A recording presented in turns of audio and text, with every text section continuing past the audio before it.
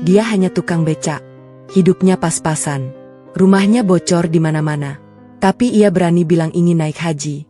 Hasilnya, ia menjadi bahan tertawaan satu kampung. 30 tahun kemudian, seluruh kampung yang dulu menertawakannya justru menangis malu di depannya. Karena kakek tua itu berangkat haji dengan pesawat, bukan becak. Lalu apa yang terjadi di antara 30 tahun itu? Siapa yang diam-diam membantunya? Dan rahasia apa yang ia sembunyikan selama puluhan tahun? Kisah ini akan membuktikan bahwa Allah tidak pernah tidur. Sebelum mulai ceritanya, coba tuliskan asal daerah kalian dari mana saat menonton video ini. Dan jangan lupa untuk like dan subscribe, agar channel ini semakin berkembang dan membagikan kisah-kisah menarik lainnya. Sekarang mari kita mulai ceritanya.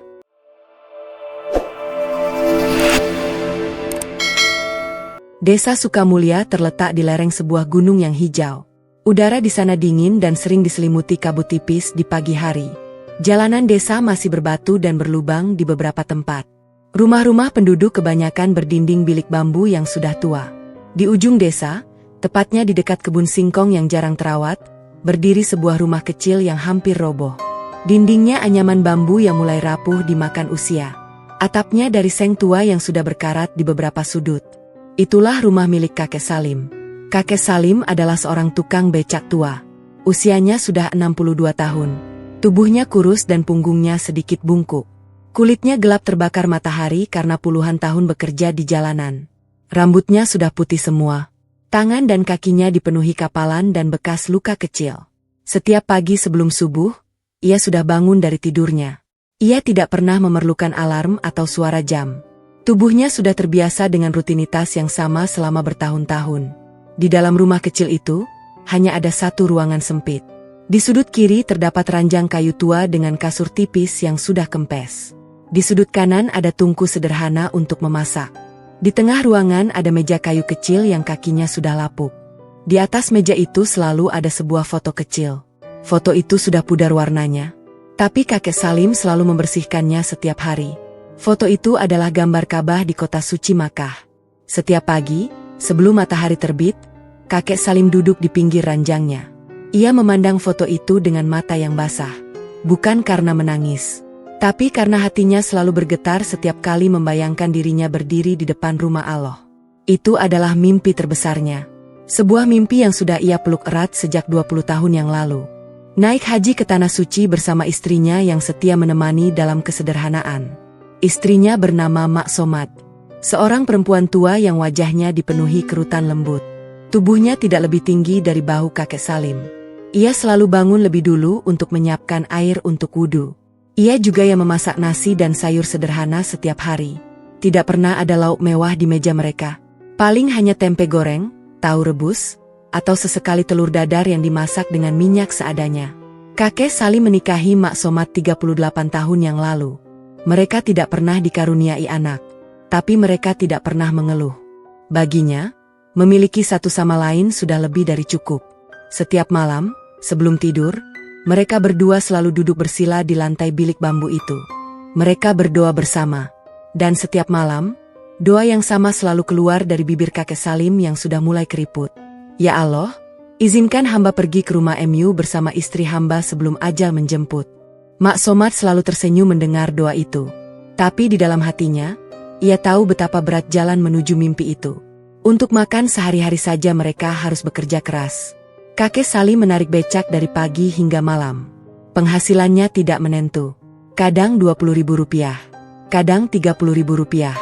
Bahkan seringkali pulang dengan tangan kosong karena tidak ada penumpang sama sekali. Tapi kakek Salim tidak pernah mengeluh. Ia selalu berkata, rezeki sudah ada yang mengatur. Yang penting kita berusaha. Setiap kali mendapat uang, sekecil apapun, ia selalu menyisihkan sebagian. Uang itu tidak pernah ia gunakan untuk membeli pakaian baru atau makanan enak. Uang itu ia masukkan ke dalam sebuah kaleng bekas susu bubuk yang sudah penyok di beberapa bagian. Kaleng itu ia sembunyikan di bawah papan lantai dekat kaki ranjang. Setiap malam, ketika Mak Somad sudah terlelap, kakek Salim akan merogoh tangannya ke bawah lantai. Ia akan mengeluarkan kaleng itu perlahan. Ia akan membuka tutupnya dan menghitung uang di dalamnya satu persatu. Uang itu lusuh. Ada yang robek di sudutnya. Ada yang sudah hampir hancur karena terlalu sering dilipat dan dibuka. Tapi bagi kakek Salim, setiap lembar uang itu adalah doa yang menjadi nyata. Suatu malam, ketika hujan deras mengguyur atap seng rumah mereka, Mak Somad terbangun dari tidurnya. Ia mendengar suara gemerisik dari sisi ranjang. Ia menoleh perlahan. Di bawah cahaya lampu minyak yang redup, ia melihat suaminya sedang duduk bersila di lantai. Di hadapan kakek Salim terbuka kaleng bekas susu itu. Uang-uang lusuh berserakan di atas tikar tipis. "Pak," suara Mak Somad lirih. "Belum tidur lagi?" Kakek Salim menoleh. Wajahnya terlihat sendu tapi tersenyum kecil. "Iya, Bu. Hitung-hitungan sebentar." Mak Somad duduk di samping suaminya. Ia melihat tumpukan uang itu. Ada uang 1.000-an, 2.000-an, 5.000-an. Bahkan ada beberapa koin receh yang dibungkus plastik bening. Mak Somad tidak menangis. Ia sudah terbiasa melihat pemandangan itu. Tapi malam itu, untuk pertama kalinya, ia memberanikan diri bertanya, "Pak, uang ini untuk itu lagi?" Kakek Salim mengangguk pelan. "Iya, Bu. Untuk berangkat haji." Mak Somad terdiam. Ia menarik napas panjang. "Pak," kata Mak Somad lagi, "saya ingin bertanya sejujurnya." "Silakan, Bu." "Kakek Salim, kita ini miskin. Becak Bapak sudah tua. Badan Bapak sering sakit. Untuk makan sehari-hari saja kadang tidak cukup. Apakah Bapak benar-benar yakin kita bisa pergi ke Makkah?" Pertanyaan itu menggantung di udara dingin malam itu. Suara hujan di luar terdengar seperti ikut menunggu jawaban. Kakek Salim tidak langsung menjawab. Ia memandang foto Ka'bah kecil yang selalu ia letakkan di samping kaleng susu itu. Matanya berkaca-kaca. Tangannya yang keriput menggenggam beberapa lembar uang lusuh. Lalu dengan suara yang bergetar tapi penuh keyakinan, kakek Salim berkata, "Bu, saya tidak tahu apakah Allah akan memanggil kita tahun ini atau tahun depan. Saya juga tidak tahu apakah umur saya cukup panjang untuk sampai ke sana. Tapi satu hal yang saya tahu, saya tidak akan berhenti berusaha. Saya tidak akan berhenti menabung. Saya tidak akan berhenti berdoa. Karena bagi Allah, tidak ada mimpi yang terlalu besar untuk seorang hamba yang percaya." Mak Somad menunduk. Air matanya jatuh perlahan ke atas tikar. Ia memegang tangan suaminya yang kasar dan penuh kapalan. Lalu ia berkata dengan suara parau, "Baiklah, Pak. Saya ikut Bapak. Saya percaya pada Bapak. Dan saya percaya pada Allah." Kakek Salim tersenyum. Ia menggenggam erat tangan istrinya. Lalu mereka berdua terdiam. Hujan di luar mulai reda. Angin malam berhembus pelan menembus celah-celah dinding bambu. Di dalam rumah kecil itu, dua orang tua miskin kembali memejamkan mata. Mereka berdoa dalam hati. Doa yang sama. Doa yang sudah tidak terhitung jumlahnya mereka panjatkan selama 20 tahun. "Ya Allah, izinkan kami menjadi tamu MU di Tanah Suci." Keesokan paginya, sebelum ayam berkokok untuk kedua kalinya, kakek Salim sudah berdiri. Ia mengambil air wudhu dari sumur kecil di samping rumah. Airnya dingin menusuk tulang. Tapi ia tidak mengeluh. Setelah salat subuh, ia mendorong becak tuanya keluar halaman. Becak itu usang. Ket merahnya sudah memudar dan mengelupas di mana-mana. Ban depannya sering bocor. Rantainya berdecit nyaring setiap kali dikayuh. Tapi kakek Salim merawat becak itu seperti hartanya yang paling berharga. Sebelum berangkat, ia menoleh ke arah rumah. Mak Somad berdiri di ambang pintu sambil memegang selendang tipis di bahunya. "Pak, hati-hati di jalan. Jangan terlalu dipaksakan." Kakek Salim mengangguk. "Iya, Bu, doakan saya." Ia mengayuh becaknya perlahan meninggalkan gang sempit di depan rumah. Di belakangnya, Mak Somad masih berdiri. Ia menatap punggung suaminya yang mulai bungkuk. Ia menatap becak tua yang berdecit pelan. Dan ia berbisik dalam hati, "Ya Allah, lindungi dia. Dan izinkan kami pergi bersama sebelum waktu kami habis." Matahari mulai naik di ujung timur desa Sukamulya. Kabut tipis masih tersisa di antara pepohonan. Dan di atas jalanan desa yang berbatu, seorang kakek tua terus mengayuh becaknya. Ia membawa mimpi besar di dalam dadanya. Ia membawa kaleng bekas susu di bawah lantai rumahnya. Dan ia membawa nama Allah di setiap helaan napasnya. Hari itu baru dimulai. Tapi tak ada yang tahu bahwa hidup kakek Salim akan segera berubah. Tak ada yang tahu bahwa seluruh desa akan terkejut. Dan tak ada yang tahu bahwa orang-orang yang selama ini merendahkannya akan menangis malu di hadapannya. Karena sebentar lagi, badai akan datang. Bukan badai air atau angin. Tapi badai ujian yang akan mengguncang iman seorang kakek miskin pemimpi besar. Matahari di desa Sukamulya terasa sangat terik pada siang itu. Biasanya, angin dari lereng gunung membuat udara terasa sejuk. Tapi hari itu berbeda. Tidak ada angin yang berhembus. Daun-daun pepohonan terdiam. Bahkan ayam-ayam kampung memilih berteduh di bawah teras rumah warga. Jalanan desa yang berbatu terasa panas meski ditelan sandal jepit. Kakek Salim sedang duduk di bawah pohon mangga besar dekat warung Cik Enok. Warung itu terletak di perempatan jalan desa. Tempatnya sederhana. Hanya sebuah gubuk kayu dengan meja panjang dan bangku-bangku kayu yang sudah aus. Di atas meja terdapat beberapa botol saus, kecap, dan wadah kerupuk yang sudah tidak renyah. Warung Cik Enok memang bukan tempat mewah. Tapi hampir semua warga desa suka berkumpul di sana setiap siang. Mereka ngobrol, minum kopi atau teh hangat, dan membicarakan banyak hal. Mulai dari harga beras yang naik, sampai gosip tetangga sebelah. Kakek Salim memarkir becak tuanya di bawah pohon mangga. Becak itu terlihat sangat kontras dengan suasana siang yang terik. Catnya yang merah sudah pudar. Tempat duduk penumpangnya terbuat dari kayu lapis yang sudah retak di beberapa bagian. Kain penutup atap becak juga sudah bolong-bolong. Tapi kakek Salim tidak malu. Ia memarkir becak itu dengan penuh kebanggaan. Karena baginya, becak itu adalah satu-satunya pintu rezeki yang Allah berikan. Ia masuk ke warung lalu duduk di ujung bangku panjang.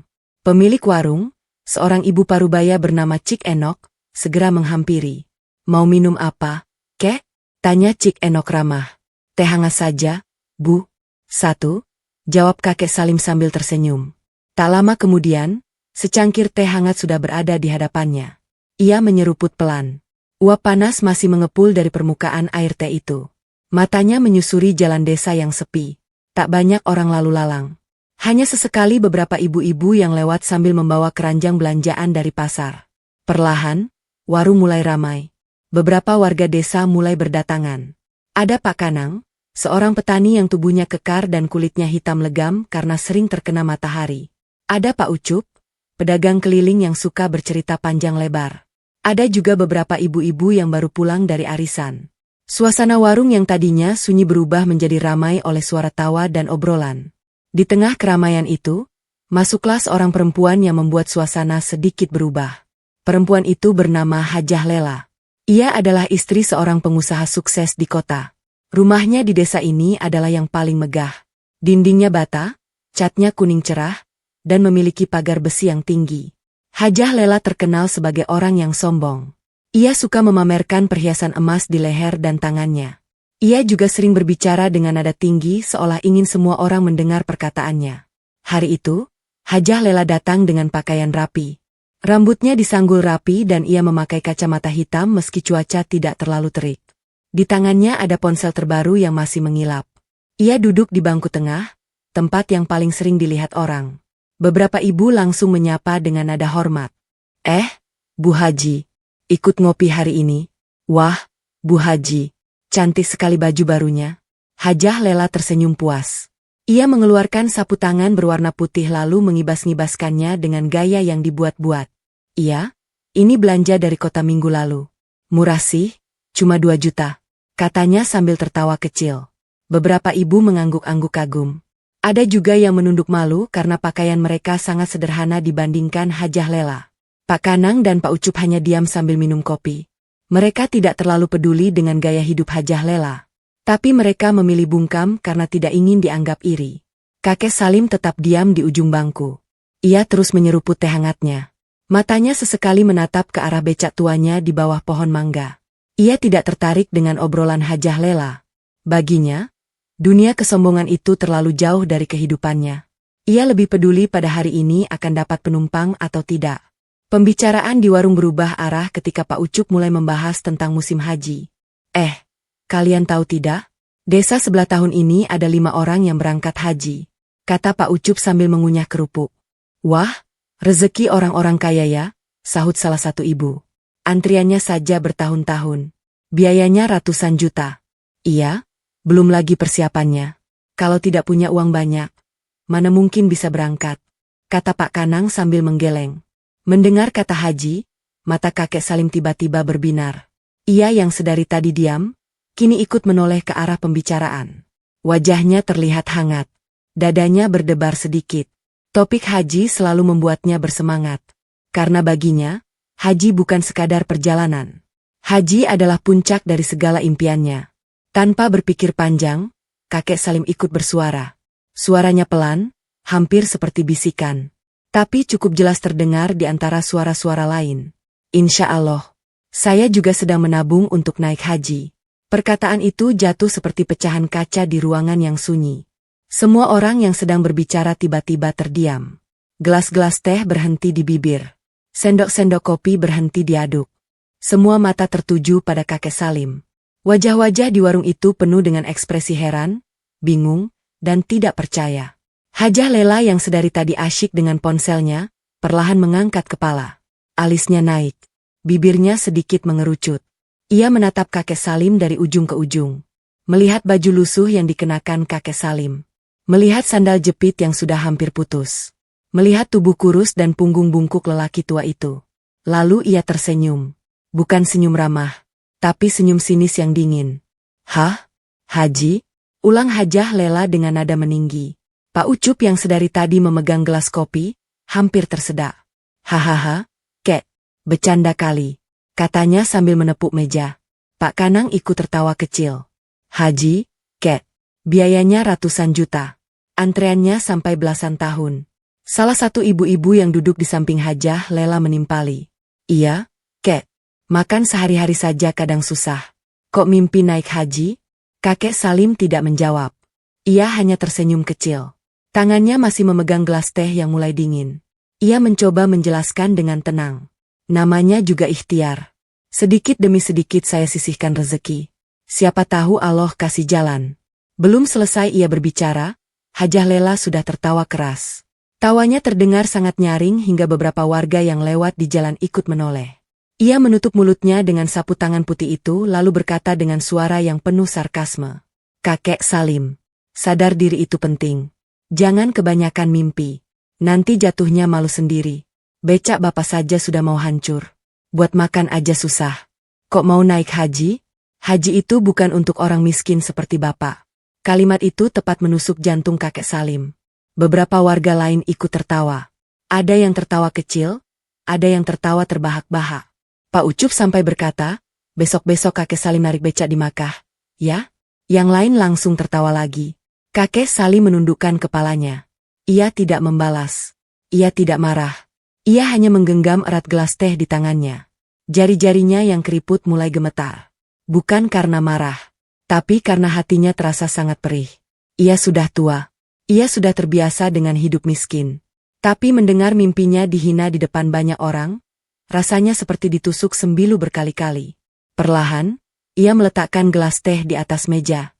Ia mengeluarkan uang 1000-an dari saku celananya yang lusuh lalu meletakkannya di samping gelas. Ia berdiri. Tubuhnya yang bungkuk tampak begitu renta di bawah sinar matahari yang masuk dari sela-sela atap warung.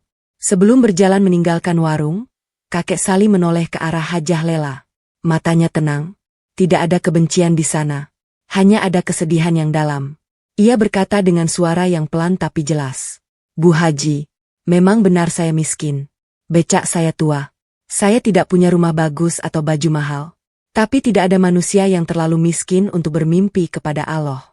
Hajah Lela terdiam sesaat. Mulutnya terbuka setengah. Tapi sebelum ia sempat menjawab, kakek Salim sudah berbalik dan berjalan keluar warung. Ia berjalan menuju becak tuanya yang terparkir di bawah pohon mangga. Ia membuka kunci becak. Ia duduk di kursi pengemudi. Dengan perlahan, ia mulai mengayuh. Dari kejauhan, suara tawa beberapa warga masih terdengar. Tawa yang sudah menjadi beban di hati kakek Salim. Ia tidak menangis. Matanya hanya berkaca-kaca. Ia menarik napas dalam-dalam. Ia menggenggam stang becaknya yang sudah karatan. Lalu ia berbisik pelan pada dirinya sendiri. Ya Allah, kuatkan hamba. Hamba tidak akan menyerah. Di warung Cik Enok, suasana perlahan kembali normal. Warga melanjutkan obrolan mereka. Hajah Lela kembali memainkan ponselnya. Tapi Cik Enok, pemilik warung, hanya diam. Ia melihat ke arah jalan tempat kakek Salim pergi. Hatinya terasa tidak enak. Ia tahu kakek Salim adalah orang baik. Tapi ia juga tidak berani membela karena takut dianggap sok suci. Hari itu, kakek Salim tidak mendapat banyak penumpang. Pikirannya terus terganggu oleh ejekan-ejekan yang masih terngiang di telinganya. Beberapa kali ia berhenti di pinggir jalan, menunduk, dan memejamkan mata. Ia berusaha menguatkan hatinya. Tapi beban itu berat. Sangat berat. Saat matahari mulai condong ke barat, kakek Salim memutuskan pulang. Penghasilannya hari itu hanya Rp15.000. Sangat kecil. Bahkan untuk membeli beras 1 kilogram saja tidak cukup. Tapi ia tetap menyisihkan Rp3.000 ke dalam saku kecil di balik bajunya. Saku yang selalu ia jaga. Saku yang berisi potongan-potongan kecil menuju mimpinya. Sesampainya di rumah, Mak Somad sudah menunggu di depan pintu. Wajahnya terlihat cemas begitu melihat suaminya pulang lebih awal. "Pak, ada apa? Kok pulang cepat?" Kakek Salim mencoba tersenyum. "Tidak apa-apa, Bu. Penumpang sepi." Mak Somad tahu ada yang tidak beres. Ia bisa membaca wajah suaminya setelah puluhan tahun hidup bersama. Ia tidak memaksa. Ia hanya menggandeng tangan suaminya yang kasar dan membawanya masuk rumah. Malam itu, setelah makan malam sederhana dengan nasi dan sayur bening, kakek Salim duduk di pinggir ranjang. Ia membuka kaleng bekas susu di bawah lantai. Ia mengeluarkan uang-uang lusuh itu. Dengan tangan gemetar, ia menghitungnya satu persatu.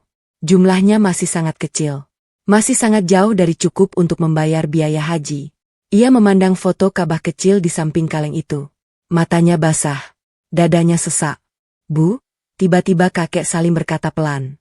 "Iya, Pak. Apakah saya orang yang sombong karena mau naik haji?" Mak Somad terdiam. Ia tidak langsung menjawab. Ia duduk di samping suaminya lalu memegang pundak kakek Salim yang sudah bungkuk. "Bukan, Pak. Bapak tidak sombong. Bapak hanya berusaha. Itu bukan dosa." Kakek Salim menghela napas panjang. Ia menyandarkan kepalanya ke dinding bambu. Matanya menembus celah-celah dinding, menatap langit malam yang gelap. Bintang-bintang terlihat samar di kejauhan. Mudah-mudahan Allah tahu perjuangan hamba. Mudah-mudahan Allah tidak lelah mendengar doa hamba yang sama setiap malam. Mak Somad tidak bisa menahan air matanya lagi. Ia menangis pelan sambil memeluk lengan suaminya. Di luar rumah, angin malam mulai berhembus kencang. Daun-daun kering berterbangan. Dan di dalam rumah kecil itu, dua orang tua miskin kembali berdoa dengan suara yang nyaris tidak terdengar. "Ya Allah, jangan lelahkan hati kami. Jangan matikan mimpi ini sebelum waktunya." Malam itu, hujan turun sangat deras di desa Sukamulya. Air jatuh dari langit seperti ada yang menumpahkan samudera. Suara gemericik air membasahi atap seng rumah kakek Salim terdengar sangat keras. Beberapa titik air bahkan berhasil masuk melalui celah-celah dinding bambu yang sudah rapuh. Mak Somad sibuk menggeser ember dan baskom untuk menampung tetesan air yang masuk. Ada 3 tempat yang bocor malam itu. 1 di dekat pintu, 1 di atas ranjang, dan 1 tepat di atas tempat menyimpan beras. Kakek Salim duduk di sudut ruangan yang paling kering. Ia bersandar pada dinding. Matanya tertutup. Bukan karena tidur, tapi karena ia sedang mengatur napasnya yang mulai terasa berat. Beberapa hari terakhir, dadanya sering terasa sesak. Lututnya juga sering terasa nyeri, terutama saat cuaca dingin atau hujan seperti ini. Tapi ia tidak pernah mengeluh di depan Mak Somad. Ia takut istrinya khawatir berlebihan. Mak Somad selesai menata ember dan baskom. Ia lalu duduk di samping suaminya. Wajahnya terlihat lelah, tapi matanya masih lembut. Ia memandang kakek Salim yang sedang memejamkan mata. "Pak, sudah makan?" tanyanya pelan. "Sudah, Bu. Tadi singkong rebus masih ada."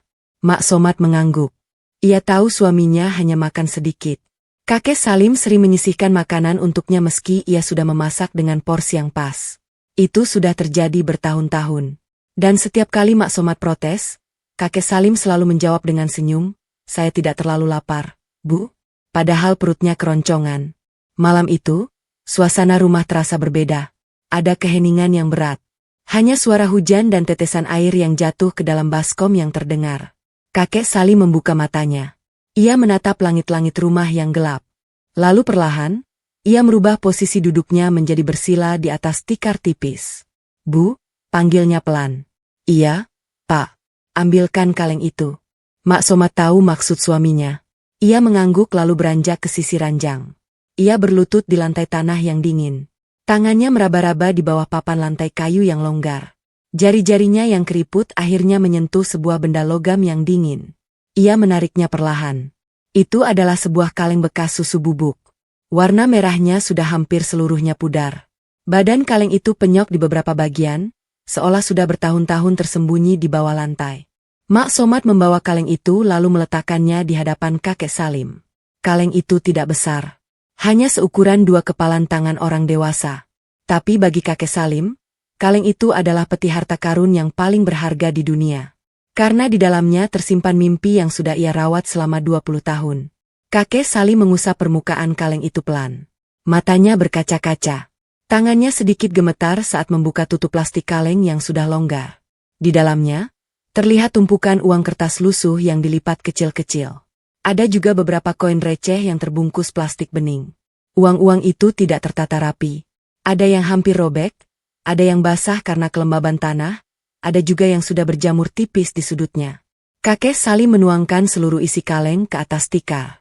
Uang-uang itu berhamburan di hadapan mereka berdua. Mak Somad menahan napas. Setiap kali melihat isi kaleng itu, hatinya selalu terasa campur aduk. Ada haru, ada bangga, tapi juga ada perasaan sedih yang mendalam. Karena ia tahu setiap lembar uang di depannya adalah potongan demi potongan keringat dan air mata suaminya. Kakek Salim mulai menghitung uang itu satu persatu. Jari-jarinya yang keriput bergerak lambat. Ia memisahkan uang 1.000-an, 2.000-an, 5.000-an, dan 10.000-an. Uang kertas yang hampir robek ia letakkan di tumpukan terpisah. Koin-koin receh ia kumpulkan dalam plastik bening yang sudah bolong di beberapa tempat. 1, 2, 3. Suaranya nyaris berbisik. Matanya serius. Kadang ia berhenti sebentar, menghela napas, lalu melanjutkan lagi. Mak Somad hanya diam memperhatikan. Ia tidak ikut menghitung. Ia hanya duduk di samping suaminya sambil memegangi lututnya yang mulai terasa pekat karena dingin. Matanya sesekali berkaca-kaca. Tapi ia menahan agar tidak menangis di depan suaminya. Setelah beberapa saat, kakek Salim selesai menghitung. Ia menghela napas panjang. Wajahnya terlihat lelah, tapi ada senyum tipis di bibirnya. Alhamdulillah. Masih aman, katanya pelan. Mak Somad menatap tumpukan uang itu. Lalu ia bertanya, berapa, Pak? Kakek Salim tidak menjawab langsung. Ia merapikan uang-uang itu menjadi satu tumpukan lagi. Lalu ia mengambil sebuah buku kecil dari saku bajunya. Buku itu sudah sangat tua. Sampulnya berwarna biru pudar dengan tulisan yang sudah hampir tidak terbaca. Ada bekas air dan lipatan di setiap halamannya. Tapi buku itu adalah barang paling berharga kedua setelah kaleng bekas susu. Kakek Salim membuka buku itu perlahan. Di halaman pertama, tertera nama lengkapnya. Salim bin Abdullah. Di bawahnya ada nomor pendaftaran dan tanggal pendaftaran. Tanggal itu sudah sangat lama. Lebih dari 8 tahun yang lalu. Itu adalah buku tabungan haji miliknya. Ya, kakek Salim sudah mendaftarkan diri untuk naik haji sejak 8 tahun yang lalu. Ia tidak pernah memberitahu siapapun di desa itu. Bukan karena ia sombong. Justru karena ia takut niatnya rusak. Ia takut jika banyak orang tahu, ia akan dipuji dan pujian itu bisa membuat hatinya menjadi tidak ikhlas. Jadi ia memilih diam. Ia memilih berjuang sendirian bersama istrinya. Setiap bulan, sekecil apapun penghasilannya, ia selalu menyetor uang ke rekening tabungan hajinya.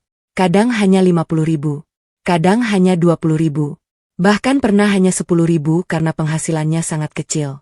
Tapi ia tidak pernah absen. Tidak pernah. Selama 8 tahun, setiap bulan, ada uang yang masuk ke tabungan hajinya. Dan setiap bulan, Mak Somad menjadi satu-satunya saksi bisu perjuangan itu. Malam itu, kakek Salim membuka halaman terakhir buku tabungannya. Ia menunjukkan angka terakhir yang tertulis di sana. Mak Somad menatap angka itu. Matanya membesar sedikit. Tangannya terangkat, menutup mulutnya yang mulai bergetar. Pak, ini sudah lumayan banyak, kata Mak Somad dengan suara bergetar. Kakek Salim mengangguk pelan. Alhamdulillah, Bu. Allah baik. Sedikit demi sedikit, bukit menjadi rendah. Tapi Mak Somad tahu. Meski angka di buku itu sudah cukup besar bagi ukuran mereka berdua, biaya haji sebenarnya masih jauh dari cukup. Apalagi untuk 2 orang. Tabungan mereka hanya setetes air di lautan. Namun kakek Salim tidak pernah menyerah. Ia percaya jika Allah sudah berkehendak, semua hal yang mustahil bisa menjadi nyata. Mak Somad menatap wajah suaminya yang mulai dimakan usia. Kerutan di wajah itu semakin dalam. Rambutnya semakin putih. Tubuhnya semakin kurus. Dan ia tahu, di balik semua itu, Suaminya menyimpan rasa sakit yang tidak pernah ia ceritakan. Setiap kali kakek Salim mengeluh pegal, Mak Somat tahu itu lebih dari sekadar pegal.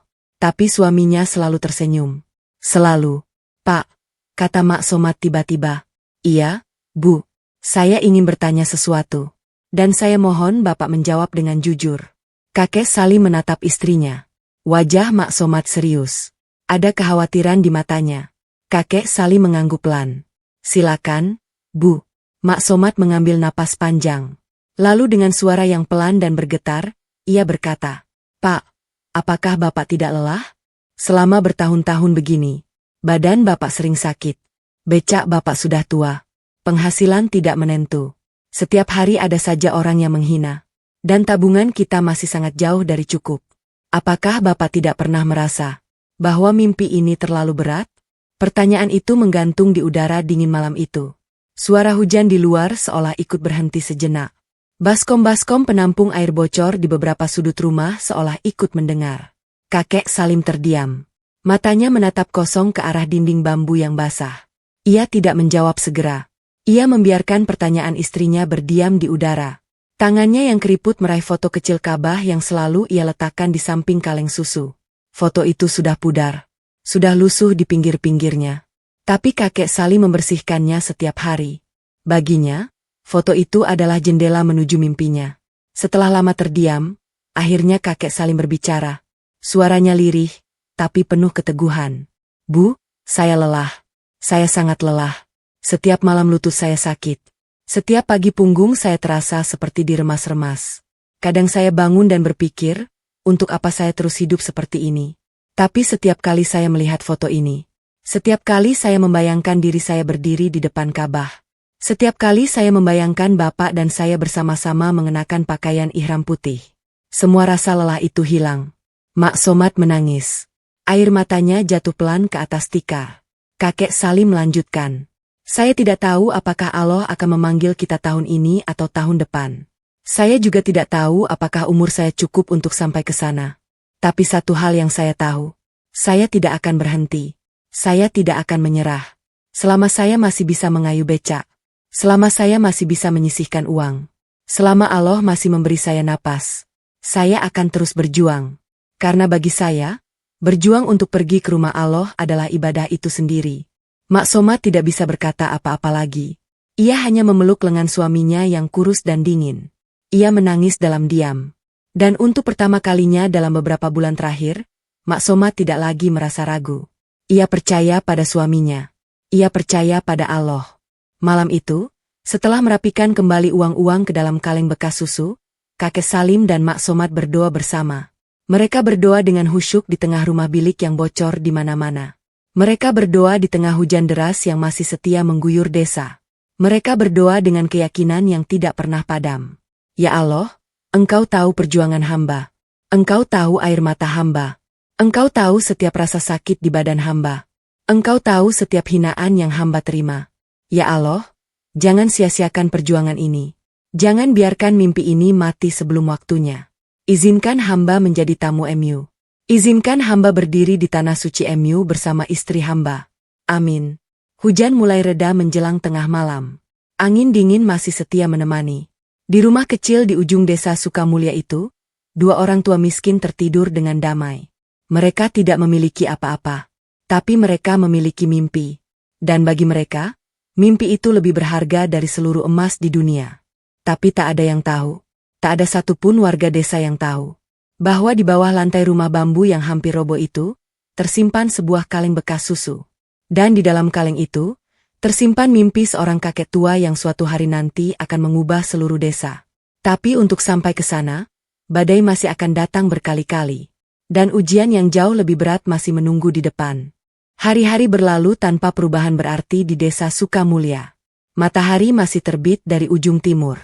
Ayam-ayam kampung masih berkokok setiap pagi.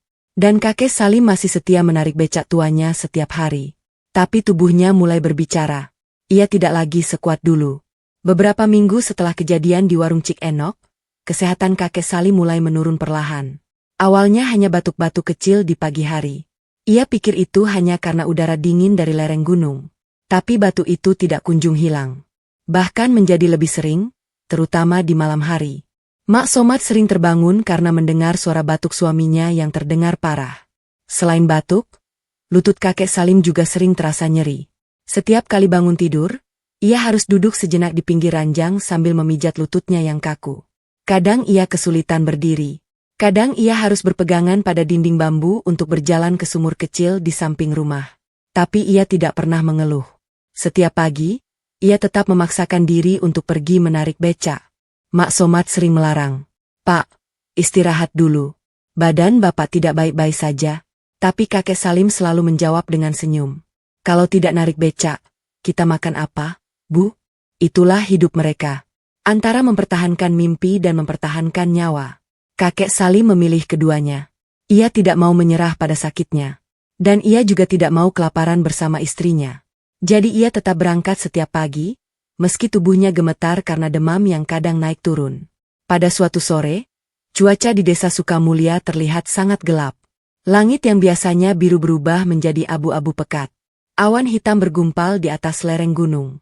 Angin berhembus kencang, menerbangkan debu dan daun-daun kering.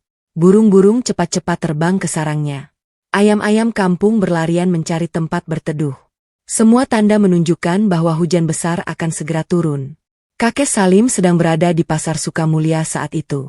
Ia baru saja mengantarkan seorang ibu dengan 2 keranjang belanjaan yang penuh. Tubuhnya sudah sangat lelah. Keringat membasahi seluruh bajunya yang lusuh. Napasnya tersengal-sengal. Tapi ia tersenyum karena setidaknya hari itu ia mendapat uang Rp15.000. Ia memarkir becaknya di pinggir pasar sambil menunggu hujan reda. Tapi hujan tidak kunjung reda. Malah semakin deras. Air mulai membasahi jalanan tanah yang cepat berubah menjadi becek dan licin. Kakek Salim memutuskan untuk segera pulang sebelum jalanan semakin buruk. Ia mengayuh becaknya perlahan meninggalkan pasar. Hujan deras mengguyur tubuhnya tanpa ampun. Bajunya basah kuyup dalam hitungan detik. Air mengalir dari kepalanya yang putih ke wajahnya yang keriput. Matanya susah melihat karena percikan air. Tapi ia tetap memaksakan diri mengayuh. Ia ingin cepat sampai di rumah. Ia ingin beristirahat. Dan yang paling penting, ia ingin memastikan uang di saku kecilnya tidak basah terkena hujan. Jalan menuju rumah kakek Salim melewati sebuah tikungan tajam di dekat kebun raya.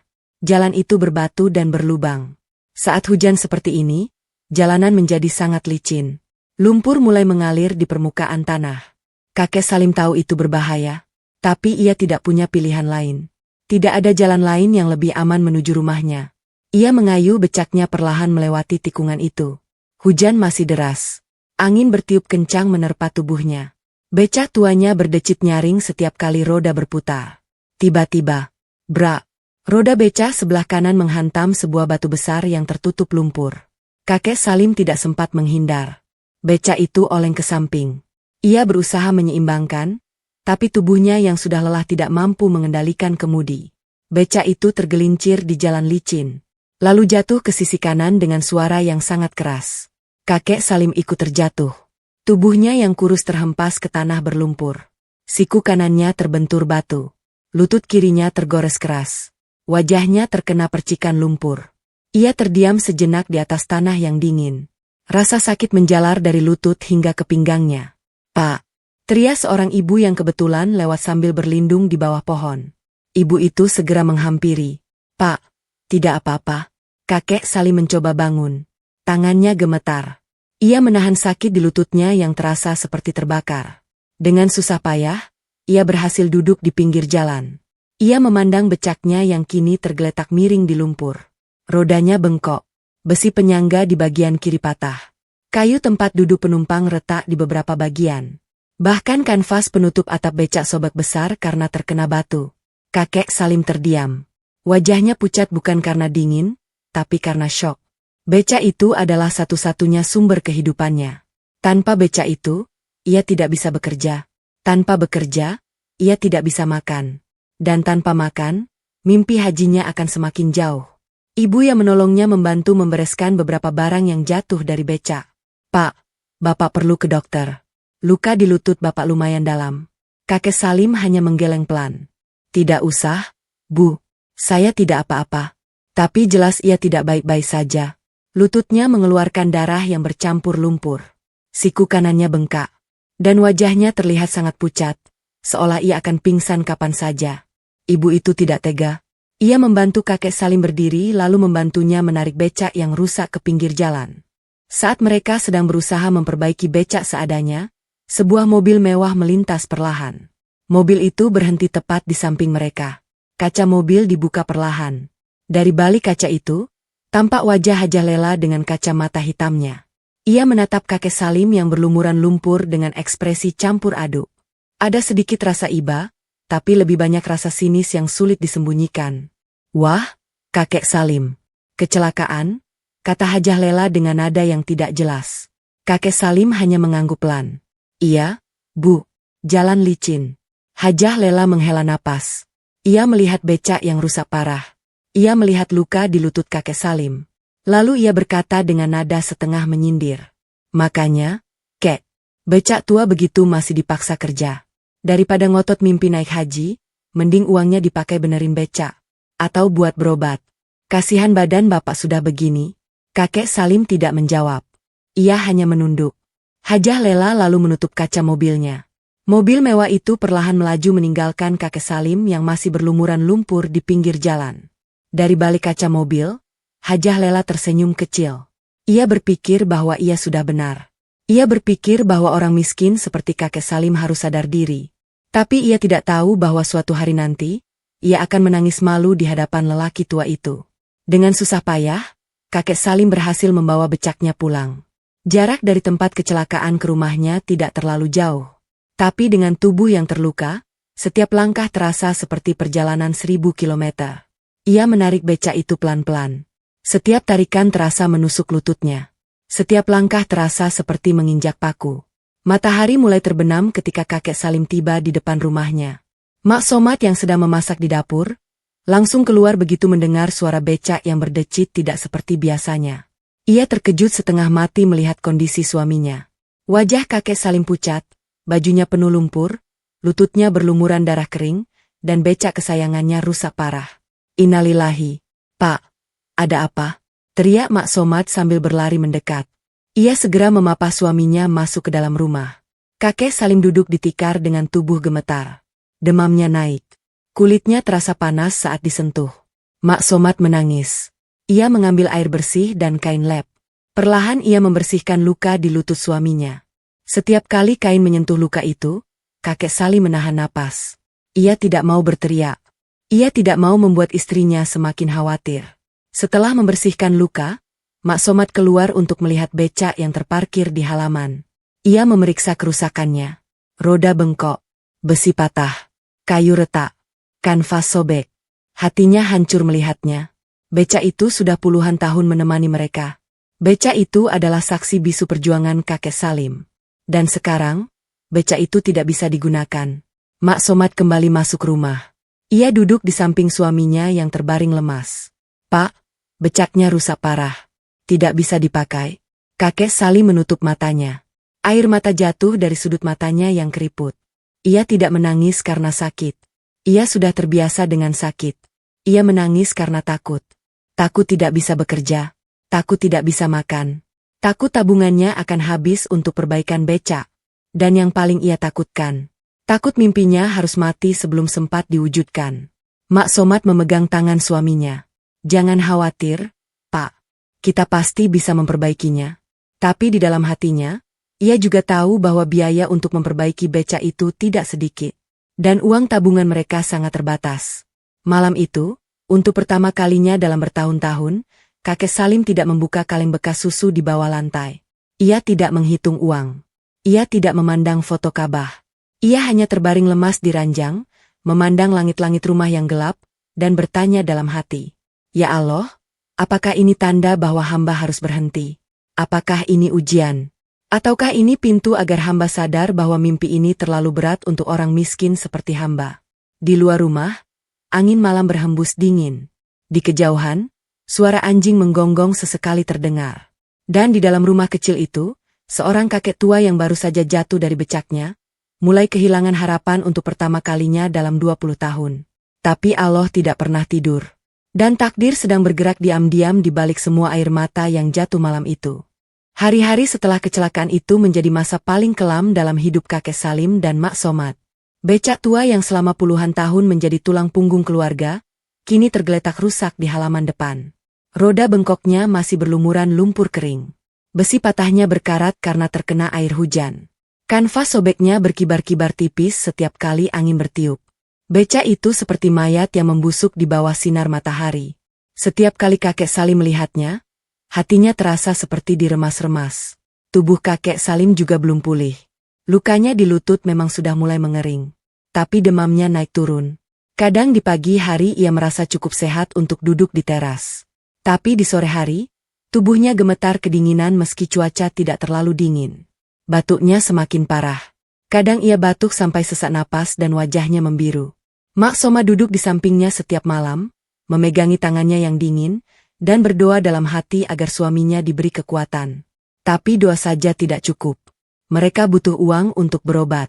Dan mereka tidak punya uang. Sejak becak rusak, penghasilan kakek Salim menjadi nol. Tidak ada lagi uang 15.000 atau 20.000 yang ia bawa pulang setiap sore. Mak Somad berusaha mencari pekerjaan kecil-kecilan. Ia menawarkan jasa mencuci pakaian ke tetangga. Tapi tetangga di desa itu kebanyakan juga miskin. Mereka tidak punya uang untuk membayar orang mencuci. Ada yang memberi Mak Somad beras atau sayuran sebagai ganti. Tapi itu tidak cukup untuk bertahan hidup. Perlahan, barang-barang di rumah mulai berkurang. Kipas angin tua yang hanya bisa menyala sebentar lalu mati, dijual kepada pemulung seharga Rp25.000. Radio kecil yang menemani Mak Somad saat memasak, dijual kepada Pak Ucup seharga Rp15.000. Bahkan tikar tipis yang mereka gunakan untuk salad, terpaksa dijual karena sudah sangat rusak. Tapi yang paling menyayat hati Mak Somad adalah ketika ia terpaksa menjual satu-satunya cincin pernikahannya. Cincin itu bukan terbuat dari emas. Hanya dari logam campur berwarna kuning yang sudah memudar. Tapi cincin itu adalah satu-satunya barang berharga yang ia miliki sejak 38 tahun lalu. Saat ia menikah dengan kakek Salim, ia tidak mendapat mas kawin berupa perhiasan mewah. Ia hanya mendapat cincin sederhana itu. Dan ia menjaganya seperti menjaga hati suaminya. Suatu sore, Mak Somad duduk di tikar di samping suaminya yang sedang terbaring lemah. Ia memegang cincin itu di telapak tangannya. Matanya berkaca-kaca. Cincin itu sudah aus. Warnanya pudar. Bahkan ada sedikit retak di bagian dalam. Tapi ia tidak tega melepaskannya. "Bu," suara kakek Salim lirih dari ranjang. "Iya, Pak. Jangan dijual cincin itu." Mak Somad terkejut. Ia mengira suaminya sedang tidur. Ternyata kakek Salim melihat seluruh kegelisahannya. Mak Somad menangis. "Pak, kita butuh uang. Bapak butuh berobat. Tidak ada pilihan lain." Kakek Salim memejamkan matanya. Air mata menetes dari sudut matanya. Ia tidak bisa berkata apa-apa karena ia tahu istrinya benar. Mereka butuh uang. Dan satu-satunya barang yang tersisa untuk dijual adalah cincin itu. Atau kaleng bekas susu di bawah lantai. Malam itu, setelah Mak Somad terlelap, kakek Salim bangun dengan susah payah. Lututnya masih sakit. Tubuhnya masih demam. Tapi ia merangkak ke sisi ranjang. Ia meraih papan lantai yang longgar. Ia mengeluarkan kaleng bekas susu berwarna merah pudar itu. Tangannya gemetar saat membuka tutup kaleng. Ia menuangkan isinya ke lantai. Uang-uang lusuh itu berserakan. Ada yang sudah hampir robek. Ada yang masih mengkilap karena jarang tersentuh. Kakek Salim menghitungnya perlahan. Jari-jarinya yang keriput bergerak lambat. Matanya yang mulai rabun terus berkaca-kaca. Setelah beberapa saat, ia selesai menghitung. Jumlahnya tidak besar. Tapi cukup besar bagi mereka. Cukup untuk berobat. Cukup untuk makan selama beberapa minggu. Cukup untuk memperbaiki becak. Tapi jika ia menggunakan uang itu, maka tabungan hajinya akan kosong. 8 tahun perjuangan. 8 tahun mengumpulkan recehan. 8 tahun menyisihkan uang dari rasa lapar. Semua akan lenyap dalam sekejap. Kakek Salim duduk terdiam di lantai. Ia memegang foto kecil Ka'bah yang selalu ia letakkan di samping kaleng itu. Foto itu sudah sangat lusuh. Pinggirannya robek. Warnanya pudar. Tapi gambar Ka'bah di dalamnya masih terlihat jelas. Kakek Salim menatap foto itu lama sekali. Matanya basah. Dadanya sesak. "Ya Allah," bisiknya pelan. "Apakah ini jalan yang Engkau berikan? Apakah hamba harus memilih antara hidup dan mimpi?" Ia tidak mendapat jawaban. Hanya angin malam yang berhembus pelan menerobos dinding bambu. Hanya suara jangkrik yang sesekali terdengar dari kejauhan. Hanya detak jantungnya sendiri yang berdegup kencang di dalam dada yang sesak. Keesokan paginya, Mak Somad bangun dan mendapati suaminya sudah duduk di teras. Wajah kakek Salim pucat. Matanya sembab seperti orang yang semalaman menangis. Di pangkuannya, kaleng bekas susu itu terbuka. Uang-uang lusuh masih berserakan di dalamnya. Tapi ada yang berbeda. Selembar kertas kecil tertempel di tutup kaleng. Mak Somad mendekat. Ia membaca kertas itu perlahan. Tulisan di atasnya tidak rapi. Tangan kakek Salim yang gemetar menuliskan kata-kata itu satu persatu. Bu, saya sudah memutuskan. Uang ini akan kita pakai untuk berobat dan memperbaiki becak. Saya tidak tahu apakah Allah masih memberi saya kesempatan untuk pergi haji. Tapi saya tidak tega melihat Bapak menderita. Maafkan saya jika saya mengecewakan Bapak. Maafkan saya jika mimpi kita harus berhenti di sini. Saya mencintai Bapak lebih dari mimpi apapun. Mak Somad jatuh terduduk di lantai. Ia menangis terseduh-seduh. Bukan karena sedih. Tapi karena ia tahu betapa besar pengorbanan yang suaminya lakukan. Kakek Salim rela mengorbankan mimpi 20 tahunnya hanya demi memastikan istrinya tidak kelaparan. Itu adalah cinta yang tidak pernah ia duga sebesar itu. Kakek Salim menoleh ke arah istrinya. Air matanya juga jatuh. Bu, jangan menangis. Allah masih punya rencana lain. Mungkin bukan tahun ini. Mungkin bukan tahun depan. Tapi suatu hari nanti, kita pasti pergi. Mak Somad bangkit dan memeluk suaminya. Mereka berdua menangis di teras rumah bilik yang hampir roboh itu. Tidak ada tetangga yang melihat. Tidak ada warga yang tahu. Hanya langit biru di atas desa Sukamulya yang menjadi saksi bisu air mata dua orang tua miskin yang baru saja kehilangan mimpi terbesar dalam hidup mereka. Setelah tangis mereka reda, kakek Salim berdiri. Lututnya sakit. Tubuhnya lemas. Tapi ia berjalan ke halaman. Ia memandang becak tuanya yang rusak. Ia mengelus roda yang bengkok. Ia membetulkan kanvas yang sobek. Lalu ia berbisik pelan pada becak itu. Kita perbaiki kau, teman. Kita mulai dari awal lagi. Mak Somad menyeka air matanya. Ia masuk ke dalam rumah dan mulai memasak nasi dengan sisa beras yang tersisa. Hari itu, untuk pertama kalinya dalam 8 tahun, mereka menggunakan uang tabungan haji untuk membeli makanan. Bukan untuk beribadah, tapi untuk bertahan hidup. 3 hari kemudian, dengan uang dari tabungan haji, kakek Salim memanggil tukang bengkel dari desa sebelah. Tukang itu memperbaiki becaknya. Roda bengkok diganti dengan roda bekas yang murah. Besi patah dilas kembali. Kayu retak diganti dengan kayu pinus bekas peti kemas. Kanvas sobek dijahit kasar oleh Mak Somad. Hasilnya tidak bagus. Becak itu masih terlihat tua dan usang. Tapi setidaknya, ia bisa berjalan lagi. Setidaknya, kakek Salim bisa bekerja lagi. Tapi luka di hati tidak semudah memperbaiki becak. Setiap malam, ketika Mak Somad sudah tidur, kakek Salim duduk sendirian di teras. Ia memandang kaleng bekas susu yang kini hampir kosong. Ia memandang foto Ka'bah yang mulai pudar. Dan ia menangis dalam diam. Ia tidak marah kepada Allah. Ia tidak menyalahkan takdir. Ia hanya sedih. Sangat sedih. Karena untuk pertama kalinya dalam 20 tahun, ia merasa bahwa mimpinya mungkin benar-benar tidak akan pernah terwujud. Namun, kakek Salim tidak tahu bahwa di balik semua air mata malam itu, di balik semua rasa sakit di lututnya, di balik semua hinaan yang ia terima, Allah sedang menyiapkan sesuatu yang tidak pernah ia bayangkan. Sesuatu yang akan membuat seluruh desa menangis haru.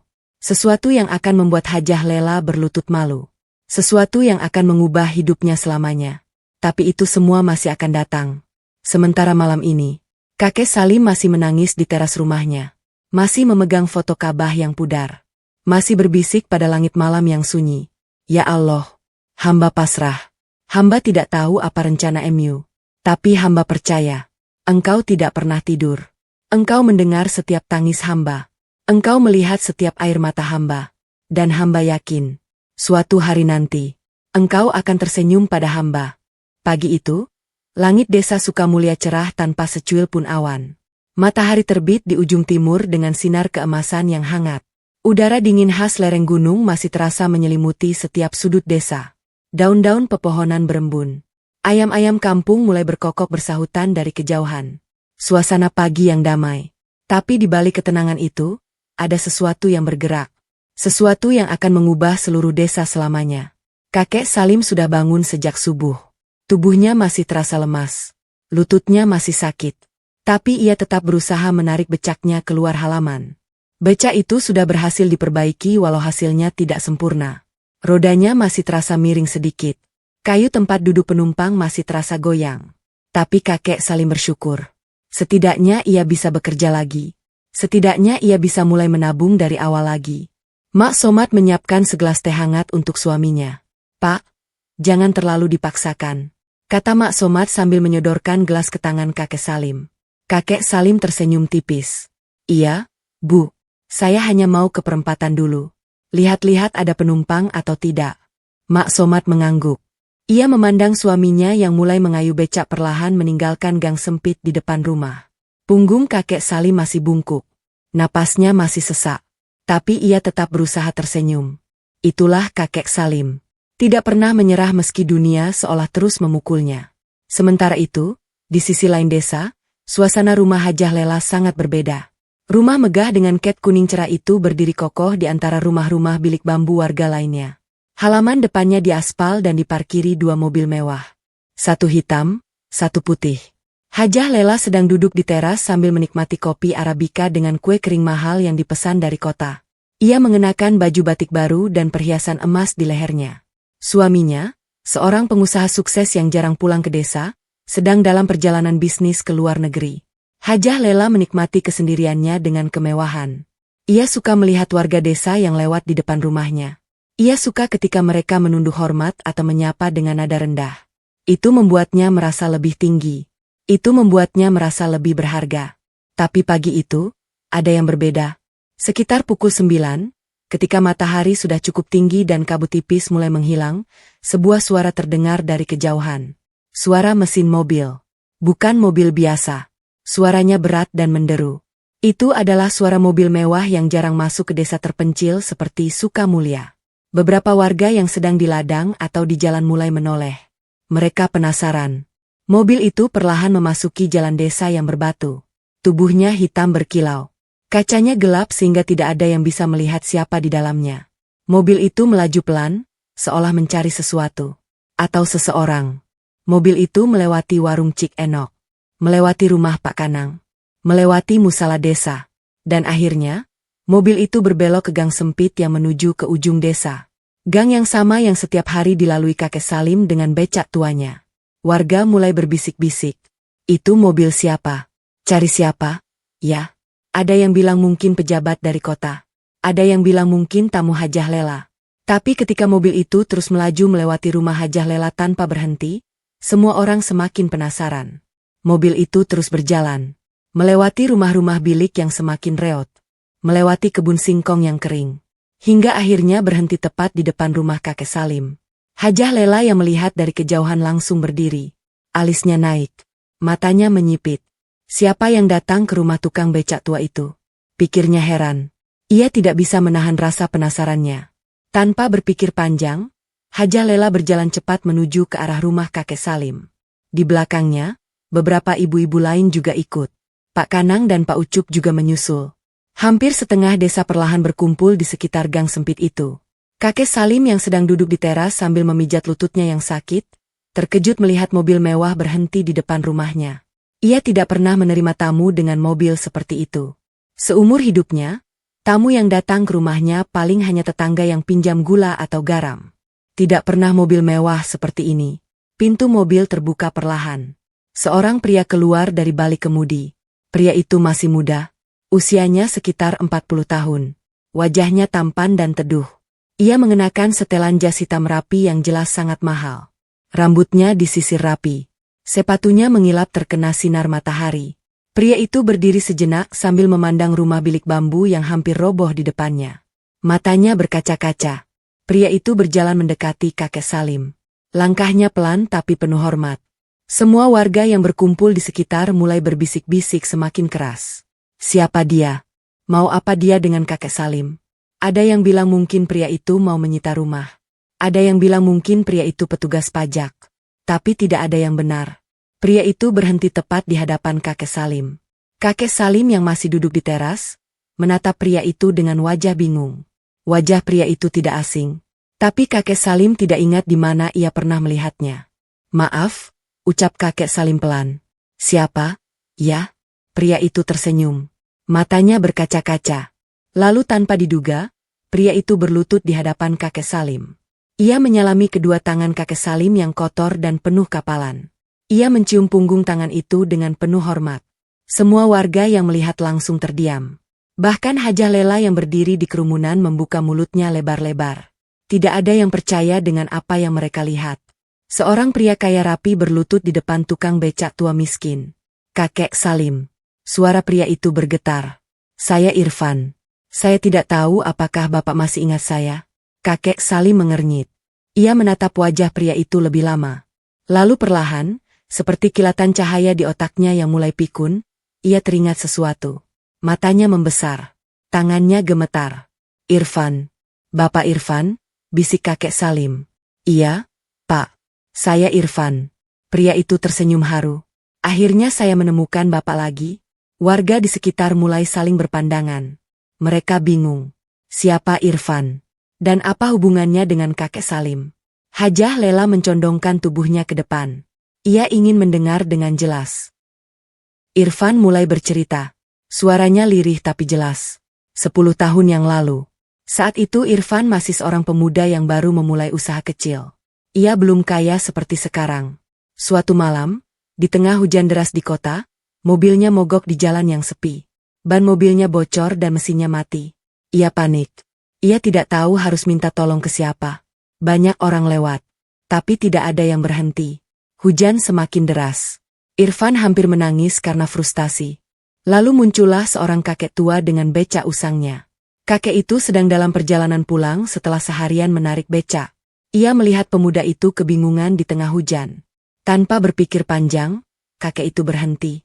Ia bertanya, "Ada yang bisa dibantu, Nak?" Irfan menjelaskan masalahnya. Kakek itu lalu turun dari becaknya. Ia membantu Irfan mendorong mobil yang mogok itu hingga ke bengkel terdekat. Jaraknya cukup jauh. Jalanan licin. Hujan masih deras. Tapi kakek itu tidak mengeluh. Setelah mobil akhirnya sampai di bengkel, Irfan ingin memberi uang kepada kakek itu. Ia mengeluarkan beberapa lembar uang puluhan ribu. Jumlah yang cukup besar pada masa itu. Tapi kakek itu menolak dengan halus. "Tidak usah, Nak. Saya hanya membantu. Bayarannya nanti dari Allah." Irfan tidak percaya. Ia memaksa. Tapi kakek itu tetap menolak. Dengan senyum hangat, kakek itu berkata, "Simpan uangnya untuk modal usaha. Semoga sukses, Nak." Kakek itu lalu pergi. Irfan hanya bisa berdiri di depan bengkel, menatap becak usang yang perlahan menghilang di tengah hujan. Ia tidak sempat bertanya nama kakek itu. Ia hanya ingat wajahnya. Wajah tua yang teduh. Wajah yang penuh kebaikan. 10 tahun berlalu. Irfan menjadi pengusaha sukses.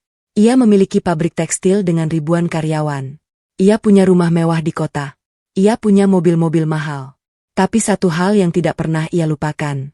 Kebaikan kakek tua di tengah hujan itu. Setiap kali ia sukses, ia selalu bertanya dalam hati. Di mana kakek itu sekarang? Apakah ia masih hidup? Apakah ia masih menarik becak?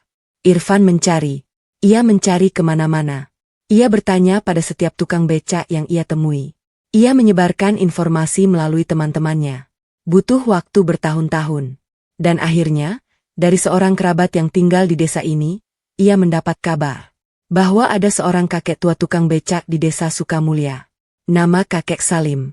Dan pagi itu, setelah 10 tahun, Irfan akhirnya menemukan kakek yang menolongnya di tengah hujan. "Alhamdulillah.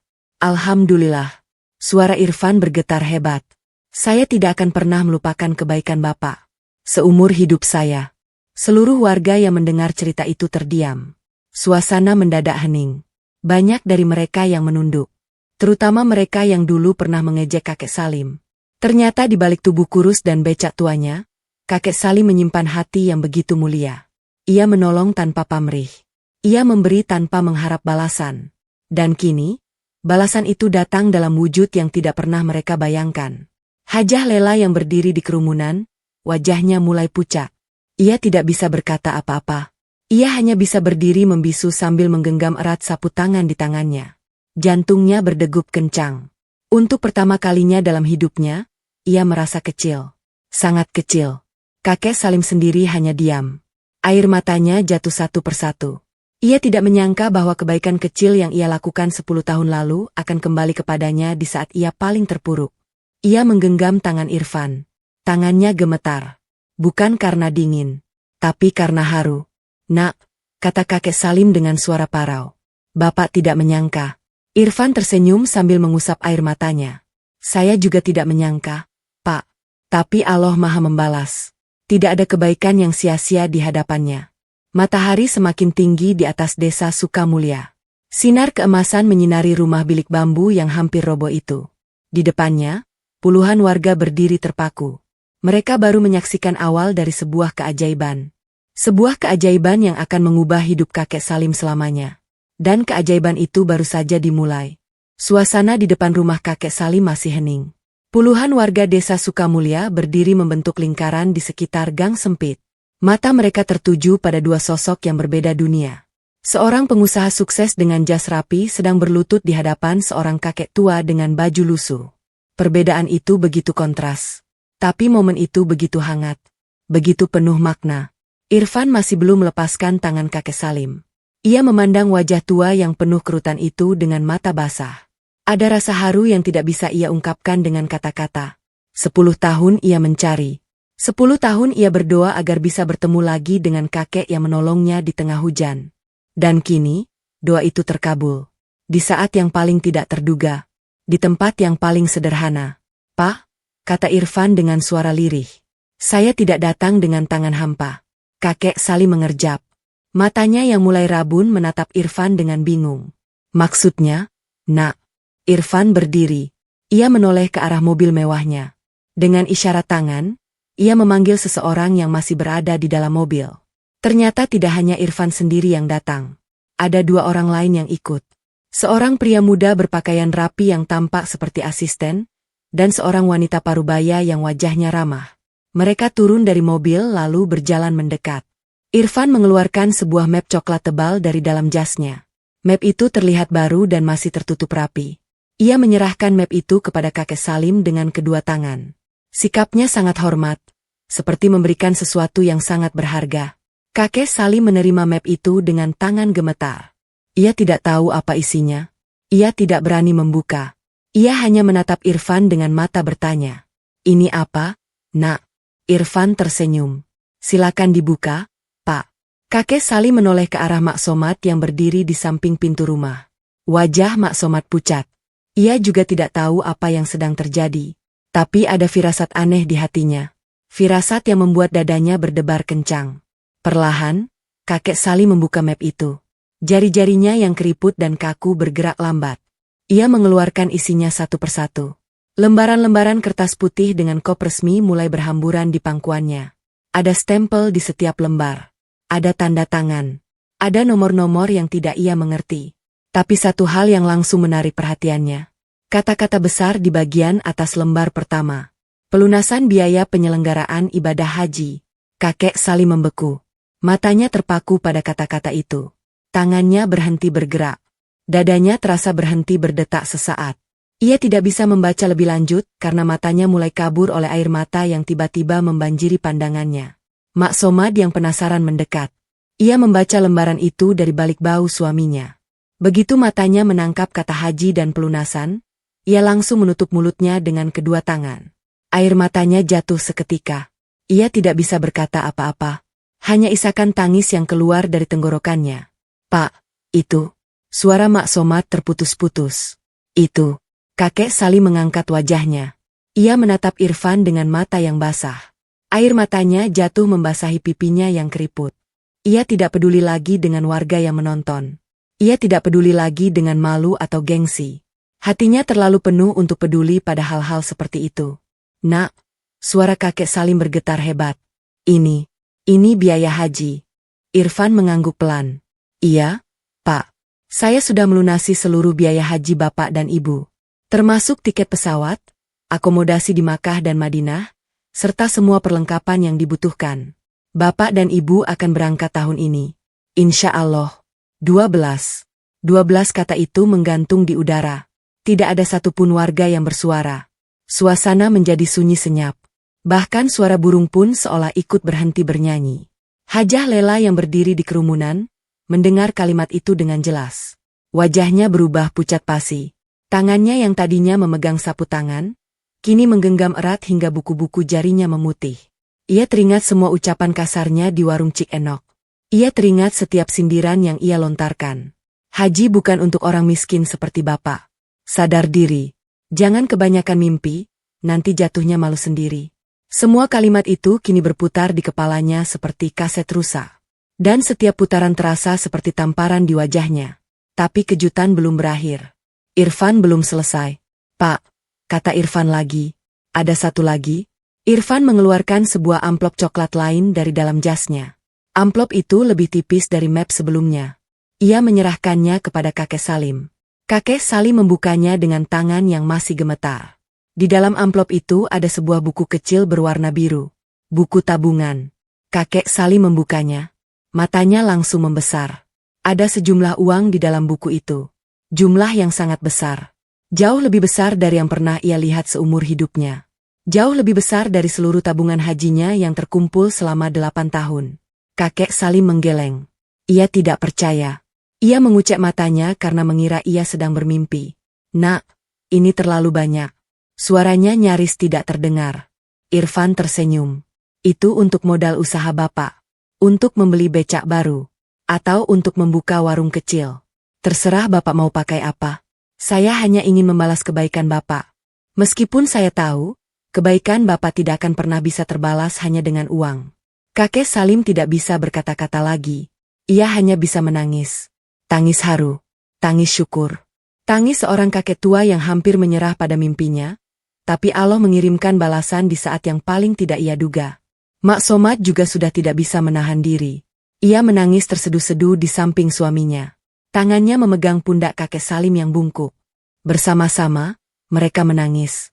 Bukan tangis sedih. Tapi tangis bahagia yang tidak bisa dijelaskan dengan kata-kata. Sementara itu, di kerumunan warga, suasana mulai berubah. Beberapa ibu mulai menangis haru. Pak Kanang yang biasanya keras, ikut mengusap matanya dengan tangan kotor bekas memegang cangkul.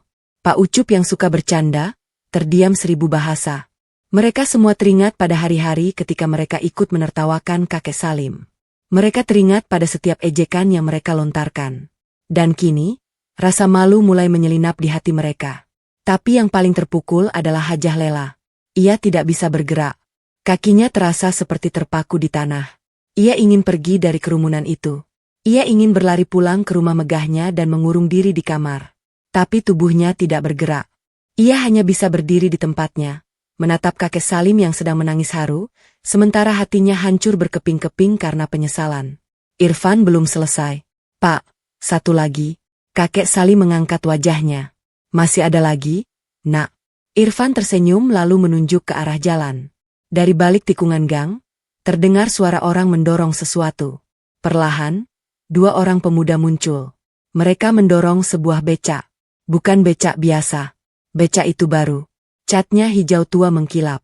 Tempat duduk penumpangnya dilapisi busa tebal berwarna coklat. Kanvas atapnya tebal dan tidak bolong. Rodanya besar dan kokoh. Rantainya tidak berdecit. Becak itu tampak seperti becak mewah yang tidak pernah ada di desa Sukamulya. Ini, Pak, becak baru untuk Bapak, kata Irfan.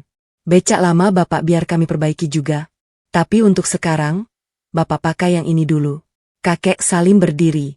Lututnya sakit. Tubuhnya masih lemas. Tapi ia berdiri. Ia berjalan mendekati becak baru itu dengan langkah yang gontai. Tangannya yang keriput mengelus jok yang empuk. Ia menyentuh ket yang masih licin. Ia memegang stang yang masih mengilap. Dan ia menangis lagi. Sepanjang hidupnya, ia tidak pernah memiliki barang baru. Semua barangnya bekas. Pakaian bekas. Sandal bekas. Rumah bekas. Becak bekas. Tapi hari itu, Allah memberi sebuah becak baru. Bukan karena ia layak. Tapi karena Allah Maha Kaya. Dan Allah membalas kebaikan hambanya dengan cara yang tidak pernah diduga. Kakek Salim menoleh ke arah Irfan. Dengan suara yang bergetar, ia berkata, Nak, Bapak tidak tahu harus membalas apa. Irfan menggeleng. Bapak tidak perlu membalas apa-apa. Ini semua karena Allah. Saya hanya perantara. Bapak sudah menabung puluhan tahun. Bapak sudah berjuang. Bapak sudah tidak menyerah. Saya hanya melengkapi kekurangannya. Kata-kata itu menusuk hati semua warga yang mendengar. Mereka yang dulu meremehkan perjuangan kakek Salim, kini menunduk malu. Mereka yang dulu mengatakan bahwa orang miskin tidak pantas bermimpi, kini terdiam. Karena mereka baru sadar, mimpi tidak pernah melihat status sosial. Mimpi hanya membutuhkan keyakinan. Dan Allah tidak pernah tidur. Matahari terus bergerak ke atas. Sinar pagi yang semula hangat, kini terasa lebih terang. Seolah langit ikut tersenyum menyaksikan keajaiban di desa kecil itu. Kakek Salim, Mak Somad, dan Irfan masih duduk di teras rumah bilik bambu itu. Warga masih berkumpul. Dan di antara mereka, ada yang menangis, ada yang tersenyum, ada pula yang masih berusaha mencerna apa yang baru saja terjadi. Tapi satu hal yang pasti, hari itu, Desa Sukamulya berubah selamanya. Dan cerita ini masih jauh dari selesai. Karena masih ada satu babak lagi yang paling mengharukan. Babak di mana seorang wanita sombong harus berlutut menangis malu di hadapan kakek tua yang dulu ia hina. Matahari semakin tinggi di atas Desa Sukamulya. Sinar keemasan mulai berubah menjadi terik yang hangat. Tapi suasana di depan rumah kakek Salim masih tetap haru. Tidak ada satupun warga yang bergerak dari tempatnya. Mereka masih berdiri membentuk lingkaran, menyaksikan keajaiban yang baru saja terjadi di depan mata mereka sendiri. Kakek Salim masih duduk di teras dengan map coklat di pangkuannya. Tangannya masih gemetar. Air matanya masih sesekali jatuh meski ia sudah berusaha menyekanya dengan punggung tangan. Mak Soma duduk di samping suaminya, sesekali mengusap punggung kakek Salim yang bungkuk. Wajahnya masih basah oleh air mata bahagia. Irfan sudah berdiri dan berjalan sedikit ke samping. Ia memberikan ruang bagi kakek Salim untuk menenangkan diri. Ia tahu peristiwa ini sangat berat bagi kakek tua itu. Setelah bertahun-tahun berjuang sendirian, tiba-tiba Allah mengirimkan pertolongan dalam jumlah yang tidak pernah ia bayangkan. Sementara itu, di kerumunan warga, suasana mulai berubah. Beberapa orang yang dulu paling keras mengejek kakek Salim mulai merasa tidak nyaman. Mereka saling berpandangan. Ada yang mulai mundur perlahan ke belakang. Ada yang pura-pura melihat ponsel. Ada yang tiba-tiba ingat ada pekerjaan rumah yang harus diselesaikan. Tapi sebelum mereka sempat pergi, terdengar suara tangis. Bukan tangis haru, tapi tangis penyesalan. Semua mata menoleh ke arah sumber suara. Di pinggir kerumunan, Hajah Lela berdiri dengan tubuh gemetar. Wajahnya pucat seperti kertas. Air mata mengalir deras dari matanya yang biasanya penuh kesombongan. Tangannya yang biasa memegang ponsel mewah kini menutup mulutnya, seolah berusaha menahan isakan tangis yang semakin keras. Beberapa ibu di dekatnya terkejut. "Bu Haji, kenapa, Bu?" tanya salah satu dari mereka. Tapi Hajah Lela tidak menjawab. Ia hanya terus menangis. Bahkan tangisnya semakin menjadi. Dadanya naik turun dengan keras.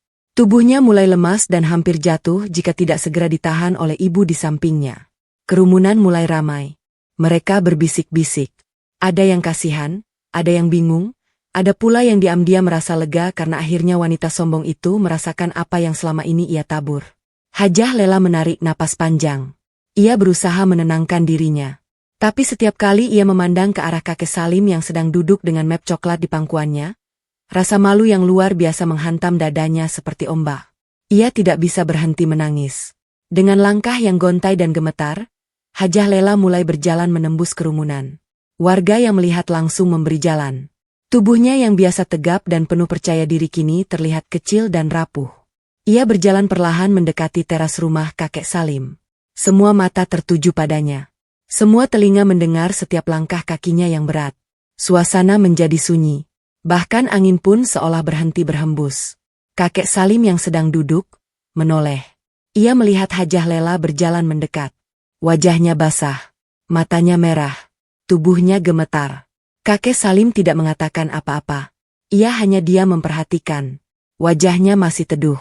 Tidak ada kemarahan di sana. Tidak ada rasa puas melihat wanita sombong itu menangis. Yang ada hanyalah ketenangan yang aneh. Hajah Lela akhirnya sampai di depan teras. Ia berhenti. Dadanya masih naik turun. Tangannya yang gemetar mengusap air matanya yang tidak berhenti mengalir. Ia menatap kakek Salim. Bibirnya bergerak, tapi suaranya tidak keluar. Ia mencoba lagi. Masih tidak bisa. Akhirnya, Ia menundukkan kepalanya dalam-dalam. "Kakek." Suaranya lirih dan terputus-putus. "Kakek Salim. Saya minta maaf." Air matanya jatuh lebih deras. Tubuhnya semakin lemas. Ia hampir jatuh jika tidak segera berlutut di tanah. "Saya minta maaf." Ulangnya dengan suara yang nyaris pecah. Seluruh warga yang menyaksikan ikut terdiam. Beberapa ibu mulai menangis. Mereka tahu betapa beratnya bagi seorang hajah Lela untuk merendahkan diri seperti itu. Tapi mereka juga tahu bahwa ini adalah momen yang paling jujur dari wanita itu. Tidak ada topeng kesombongan. Tidak ada pakaian mahal yang melindunginya. Yang tersisa hanyalah seorang manusia biasa yang menyadari kesalahannya. Hajah Lela terus berbicara sambil menangis. Suaranya tidak jelas karena tersendat oleh isakan tangis.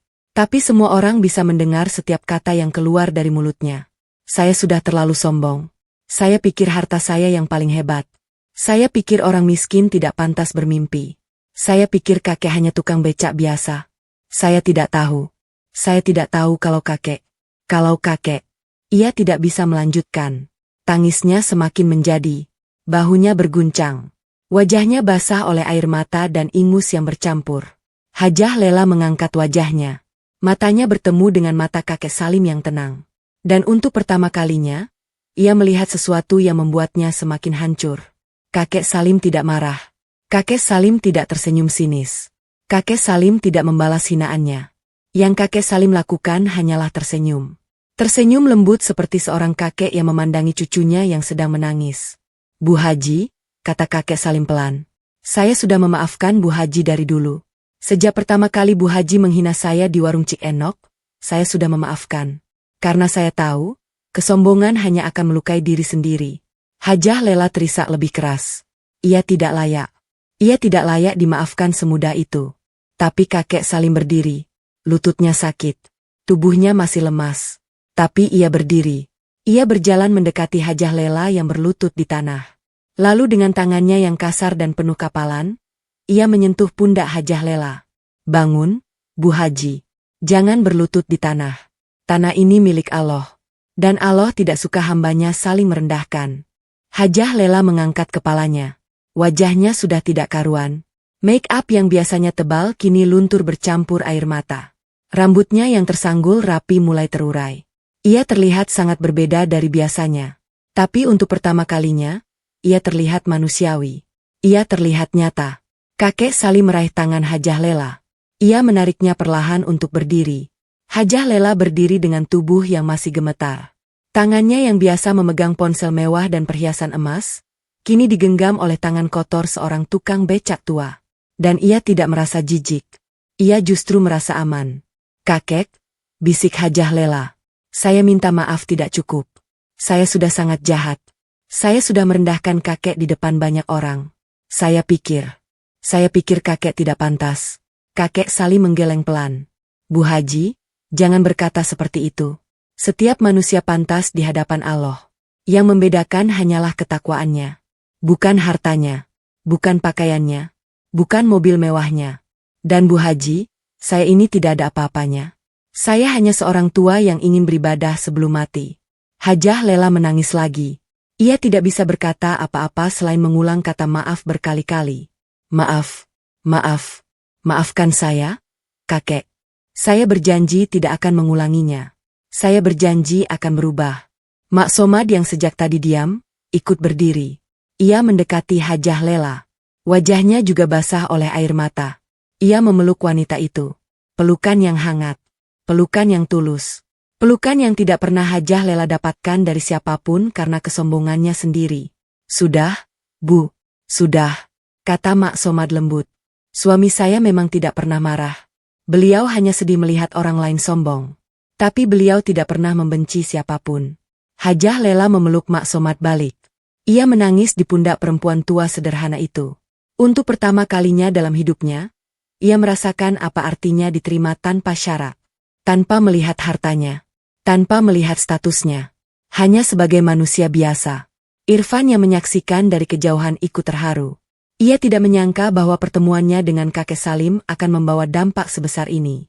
Bukan hanya mengubah hidup kakek Salim, tapi juga mengubah hati seorang wanita sombong yang selama ini menjadi duri bagi desanya. Warga yang berkumpul mulai berbisik-bisik lagi. Tapi kali bukan bisik gosip atau ejekan. Mereka berbisik tentang kebaikan kakek Salim. Tentang ketulusannya. Tentang maaf yang ia berikan tanpa syarat. Banyak dari mereka yang mulai menangis. Banyak yang menunduk malu karena teringat masa lalu ketika mereka ikut menertawakan kakek tua itu. Pak Kanang melangkah maju. Kakek, maafkan saya juga. Saya dulu ikut tertawa di warung. Suaranya bergetar. Pak Ucup juga ikut. Saya juga, Kek. Saya minta maaf. Satu persatu warga mulai mendekat. Mereka meminta maaf kepada kakek Salim. Ada yang sungkan, ada yang menangis, ada yang hanya bisa mengangguk karena terlalu malu untuk berbicara. Kakek Salim menerima semuanya dengan lapang dada. Ia tidak menolak satupun permintaan maaf. Ia tidak mengungkit-ungkit kesalahan masa lalu. Ia hanya tersenyum dan berkata, sama-sama. Saya sudah lupa.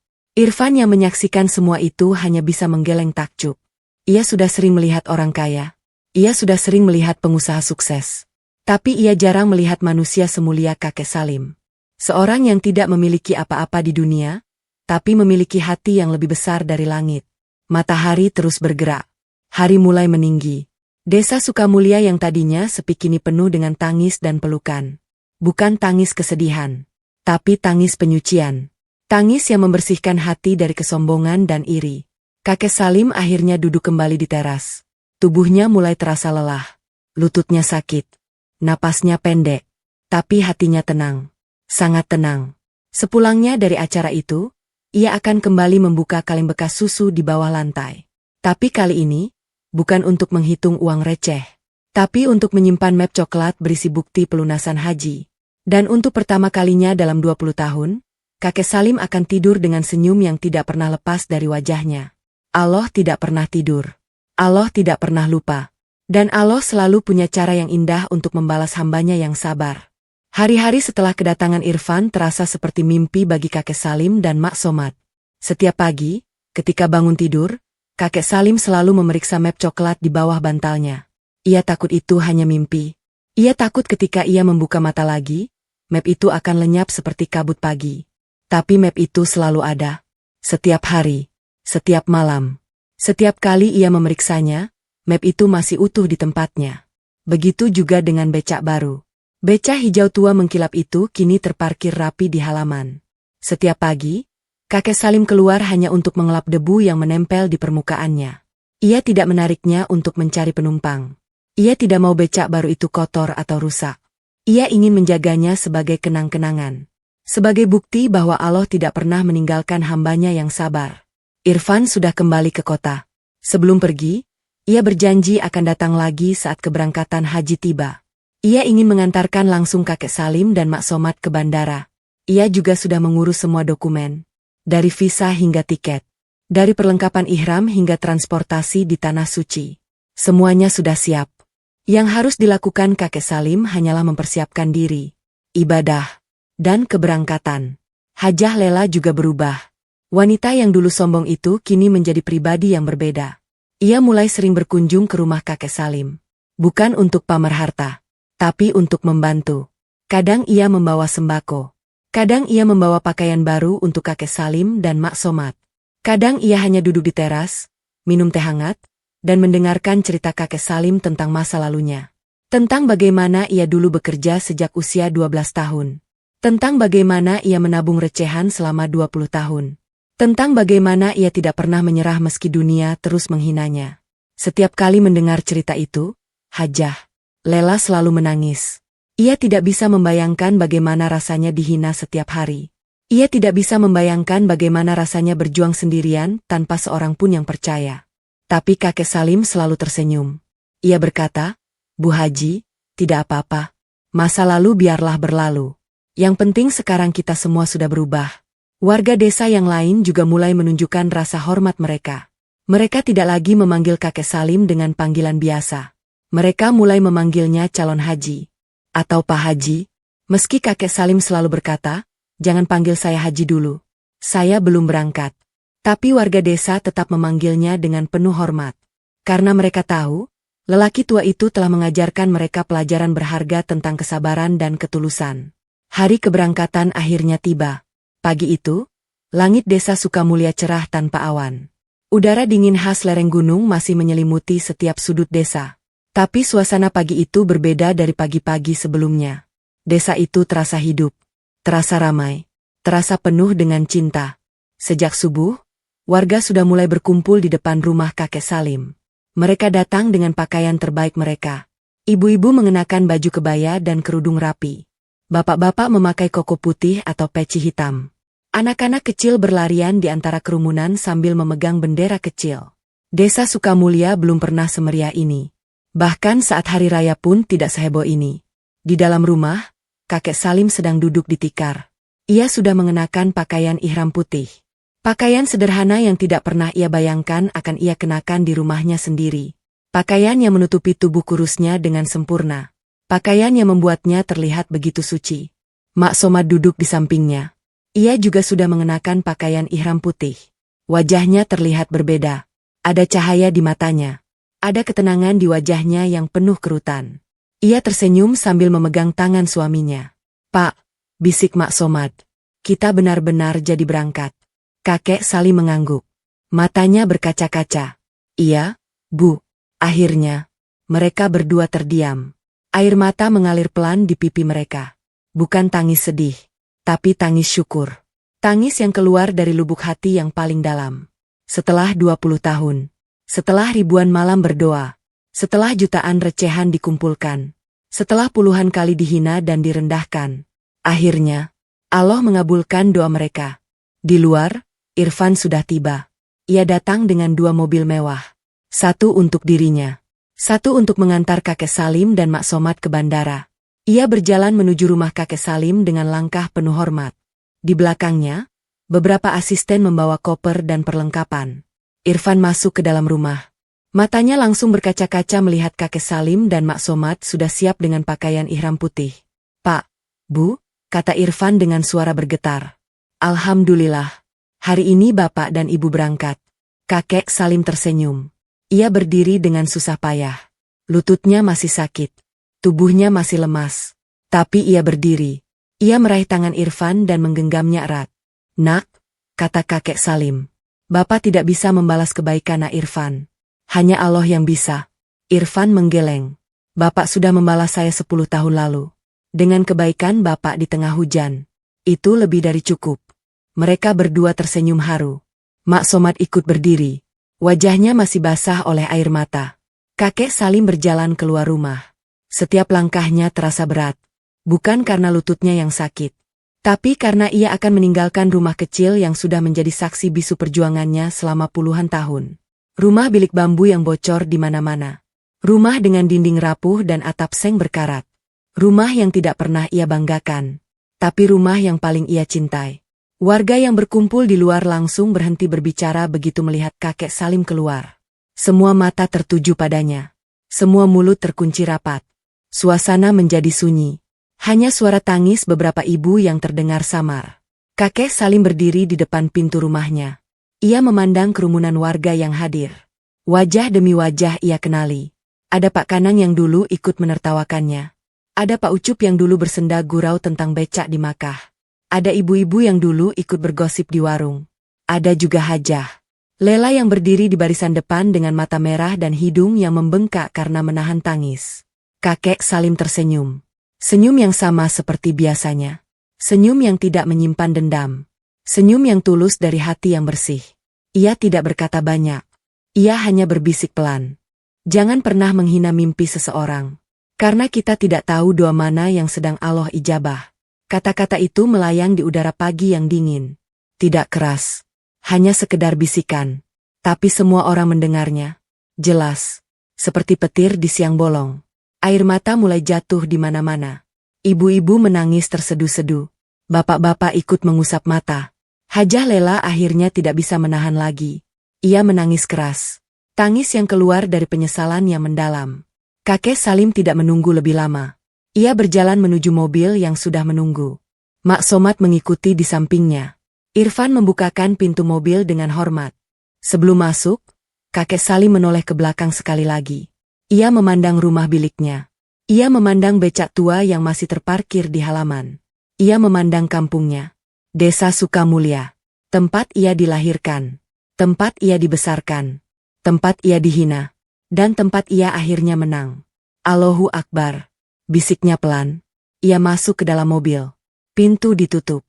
Mobil perlahan bergerak meninggalkan gang sempit itu. Warga masih berdiri di pinggir jalan. Mereka melambaikan tangan. Mereka menangis. Mereka berdoa. Dan ketika mobil itu semakin jauh dan akhirnya menghilang di tikungan, desa itu terasa sunyi. Sunyi yang aneh. Sunyi yang penuh makna. Karena hari itu, Desa Sukamulya kehilangan seorang tukang becak tua. Tapi desa itu mendapatkan sesuatu yang jauh lebih berharga. Sebuah pelajaran. Bahwa kesabaran akan berbuah manis. Bahwa doa tidak pernah sia-sia. Bahwa Allah selalu bersama hambanya yang tidak pernah menyerah. Dan di dalam mobil yang melaju menuju bandara, kakek Salim menggenggam tangan istrinya. Ia menatap keluar jendela. Matanya menatap langit biru yang terbentang luas. Ya Allah, akhirnya, hamba datang. Beberapa minggu telah berlalu sejak kakek Salim dan Mak Somad berangkat ke Tanah Suci. Desa Sukamulya perlahan kembali ke suasana biasanya. Matahari masih terbit dari ujung timur. Ayam-ayam kampung masih berkokok setiap pagi. Warung Cik Enok masih ramai di siang hari. Tapi ada sesuatu yang berubah di desa itu. Sesuatu yang tidak terlihat oleh mata, tapi terasa oleh hati setiap warganya. Warga desa menjadi lebih rendah hati. Mereka tidak lagi suka bergosip tentang tetangganya. Mereka tidak lagi merendahkan seseorang karena pekerjaannya. Mereka tidak lagi tertawa mendengar mimpi orang lain yang terdengar mustahil. Sebab mereka sudah belajar pelajaran yang sangat mahal dari seorang kakek tua tukang becak. Pak Kanang, yang dulu ikut menertawakan kakek Salim di warung, kini menjadi pribadi yang lebih pendiam. Setiap kali ada orang yang mulai bergosip di dekatnya, ia selalu mengingatkan, "Ingat kakek Salim. Jangan hina mimpi orang." Ucapan itu selalu membuat orang lain terdiam dan menunduk. Pak Ucup, pedagang keliling yang suka bercanda, kini lebih berhati-hati dengan kata-katanya. Ia tidak lagi membuat lelucon tentang orang miskin atau mimpi besar. Ia takut leluconnya suatu hari nanti menjadi bumerang bagi dirinya sendiri. Hajah Lela menjadi sosok yang paling berubah. Wanita yang dulu terkenal sombong dan suka pamer harta, kini jarang terlihat memakai perhiasan mencolok. Ia lebih sering terlihat memakai pakaian sederhana. Ia juga mulai sering bersedekah. Setiap Jumat, ia membagikan makanan kepada anak-anak yatim di desa. Setiap bulan, ia menyisihkan uangnya untuk membantu warga miskin yang sakit. Ia bahkan membantu memperbaiki musala desa yang sudah mulai rusak. Setiap kali ditanya mengapa ia berubah, Hajah Lela selalu menjawab dengan mata berkaca-kaca. "Saya malu pada kakek Salim. Beliau mengajarkan saya bahwa kemuliaan bukan dari harta, tapi dari hati."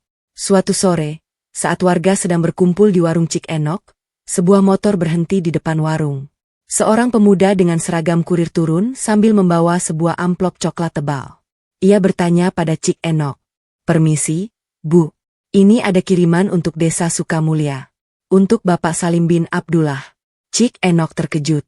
"Kakek Salim. Itu alamat rumahnya di ujung desa. Tapi beliau sedang di Makkah." Kurir itu mengangkat bahu. "Saya hanya mengantar, Bu. Tolong disampaikan ke keluarganya." Cik Enok menerima amplop itu.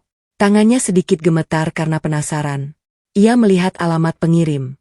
Tidak ada nama. Hanya tulisan kota Makkah. Al-Haram. Kerajaan Arab Saudi. Warga yang melihat langsung berkerumun. "Itu dari kakek Salim. Pasti. Coba buka, Bu," kata Pak Ucu penasaran. Cik Enok tidak berani membuka. Ia merasa itu hak kakek Salim dan keluarganya. Tapi Mak Somad tidak ada di desa. Ia juga ikut berangkat haji. Siapa yang berhak membuka amplop itu?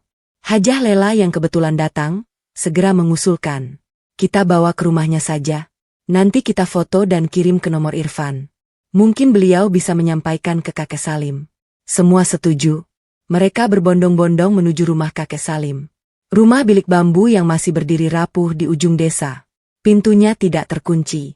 Tidak ada yang perlu dicuri. Rumah itu hanya berisi ranjang kayu tua, meja kecil, tungku, dan kaleng bekas susu di bawah lantai. Hajah Lela masuk ke dalam. Ia membawa amplop coklat itu dengan penuh hormat. Ia duduk di tikar tipis yang masih terhampar di lantai. Warga lain berdiri di luar, menunggu dengan sabar. Dengan tangan gemetar, Hajah Lela membuka amplop itu. Di dalamnya ada beberapa lembar foto dan sepucuk surat pendek. Hajah Lela mengeluarkan foto pertama. Ia langsung menutup mulutnya dengan tangan. Air matanya jatuh seketika. Foto itu menunjukkan kakek Salim dan Mak Somad berdiri di depan Ka'bah. Ka'bah yang megah menjulang di belakang mereka. Langit Makkah yang biru terbentang luas. Dan di tengah foto itu, dua orang tua sederhana dengan pakaian ihram putih tersenyum. Bukan senyum biasa. Senyum yang memancarkan cahaya kebahagiaan sejati. Senyum yang hanya dimiliki oleh orang yang baru saja menyentuh mimpinya setelah berjuang puluhan tahun. Hajah Lela menekan foto itu ke dadanya. Ia menangis. Bukan tangis haru biasa. Tangis yang keluar dari penyesalan, kekaguman, dan kebahagiaan yang bercampur jadi satu. Semua warga yang melihat foto itu dari balik pintu ikut menangis. Foto itu beredar dari satu tangan ke tangan lain. Setiap orang yang melihatnya selalu berakhir dengan air mata. Mereka teringat pada hari-hari ketika mereka menertawakan kakek Salim. Mereka teringat pada setiap ejekan yang mereka lontarkan. Dan kini, di depan mata mereka, bukti bahwa tidak ada mimpi yang mustahil bagi Allah. Pak Kanang yang melihat foto itu, langsung duduk di tanah. Ia menutup wajahnya dengan kedua tangan dan menangis seperti anak kecil. Saya minta maaf, Kek. Saya minta maaf. Suaranya parau. Pak Ucup juga tidak bisa berkata-kata. Ia hanya diam sambil mengusap air matanya yang tidak berhenti mengalir. Untuk pertama kalinya dalam hidupnya, ia tidak punya lelucon. Seorang ibu yang dulu paling keras bergosip di warung, memeluk foto itu dan berkata, Kakek Salim, saya minta maaf. Saya tidak tahu. Saya benar-benar tidak tahu. Hajah Lela mengambil surat yang ikut dalam amplop. Surat itu pendek. Hanya beberapa baris. Tulisannya tidak rapi. Tangan kakek Salim yang gemetar menuliskan kata-kata itu satu persatu. Assalamualaikum warahmatullahi wabarakatuh. Kepada seluruh warga desa Sukamulya yang saya cintai.